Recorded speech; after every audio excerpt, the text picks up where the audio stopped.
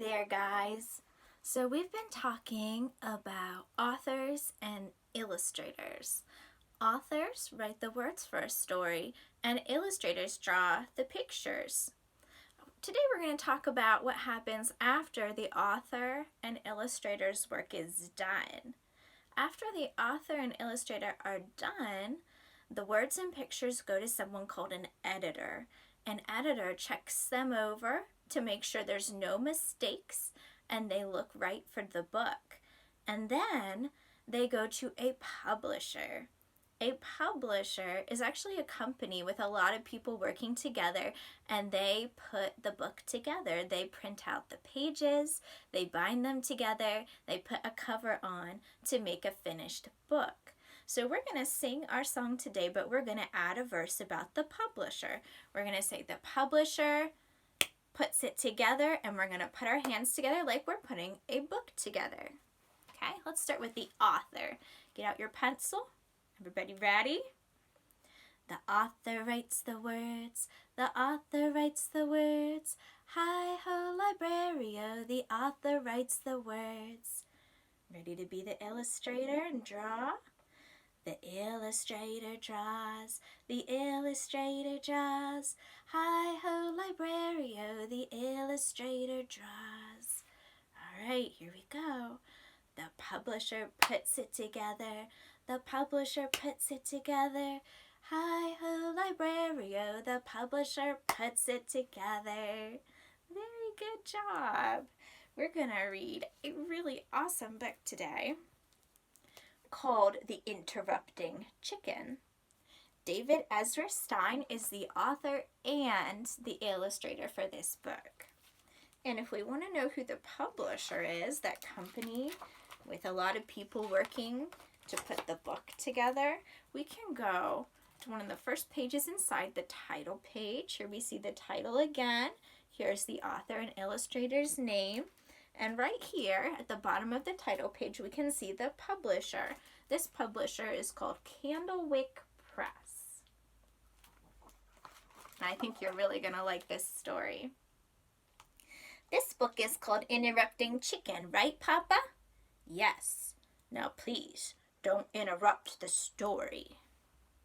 You guys never interrupt stories, right?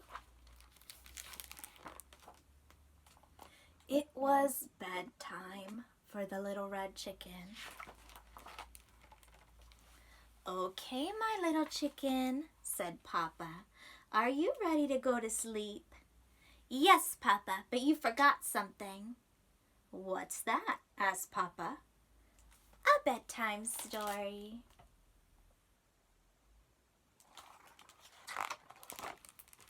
All right, said Papa. I'll read one of your favorites. And of course, you're not going to interrupt the story tonight, are you? Oh, no, Papa. I'll be good. Do you think the little chicken would interrupt this story, or do you think she'll be good?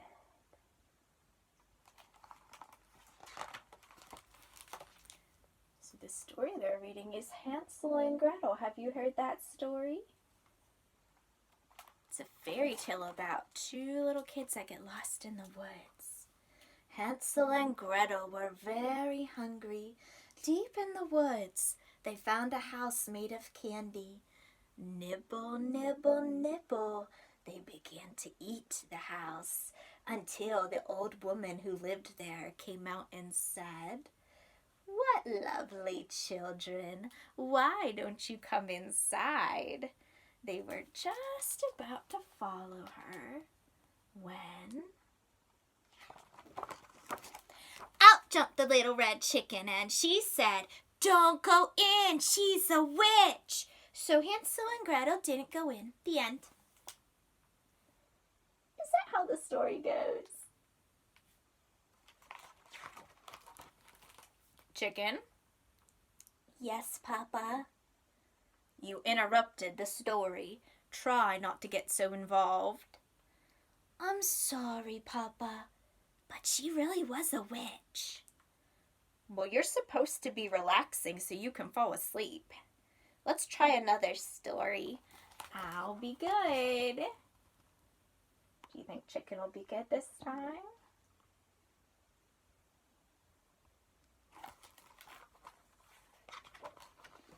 This one is called Little Red Riding Hood. "Take this basket of goodies to Grandma," said Little Red Riding Hood's mother, "but don't stray from the path. The woods are full of danger." Red Riding Hood skipped along through the deep woods. By and by, she met a wolf who wished her good morning. She was just about to answer him when out jumped the Little Red Chicken, and she said, "Don't talk to strangers." So Little Red Riding Hood didn't talk to him. The end. What? That's not how it goes. Chicken. "Yes, Papa." "You did it again. You interrupted 2 stories, and you're not even sleepy." "I know, Papa. I'm sorry, but he was a mean old wolf." "Well, yes. Now, get back into bed." "Okay, Papa. Let's try one more story, and I'll be good." I wonder if she'll be good this time.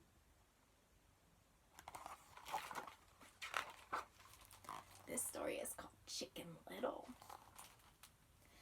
Chicken Little was hit on the head by an acorn. "The sky is falling," she thought, and she was about to run off and warn Goosey Lucy, Ducky Lucky, Henny Penny, and everyone on the farm that the sky was falling when out jumped the Little Red Chicken, and she said, "Don't panic. It was just an acorn." So Chicken Little didn't panic. The end.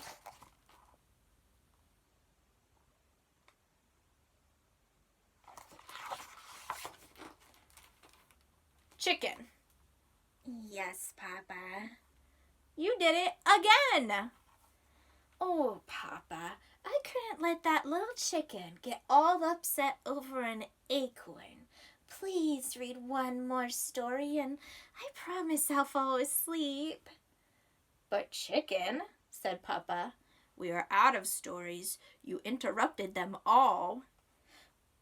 "Oh, Papa, I can't go to sleep without a story."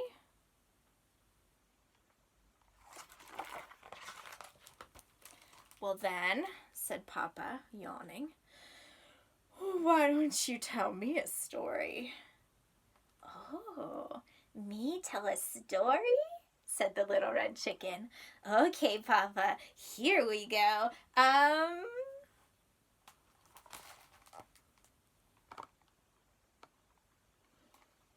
bet you guys could tell a good story.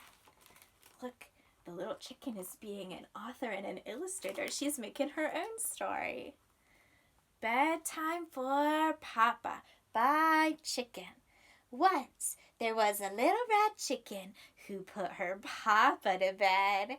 She read him 100 stories. She even gave him warm milk. But nothing worked. He stayed awake all...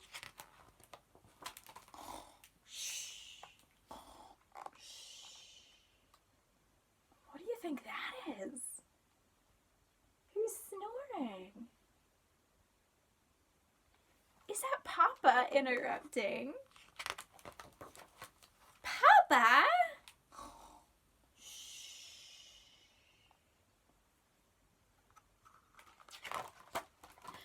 Oh, good night, Papa.